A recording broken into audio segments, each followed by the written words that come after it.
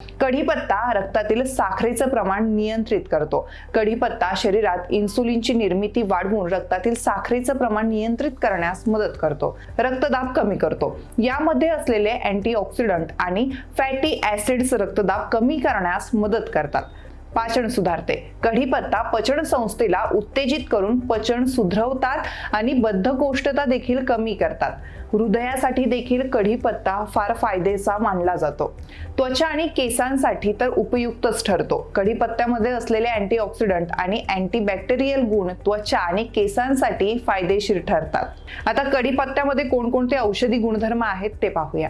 Antioxidant शरीरातील हानिकारक free radicals पासून संरक्षण करण्यासाठी कढीपत्ता खाणं अत्यंत उपयोगी मानलं जातं। अँटीबॅक्टेरियल आणि अँटीफंगल हे गुण असलेल्यांमध्ये कढीपत्ता या संसर्गापासून संरक्षण करण्यास मदत करतो। व्रण उपचार, जखमा, भाजलेलं आणि इन्फेक्शनसाठी देखील कढीपत्ता खूप उपयोगी ठरतो।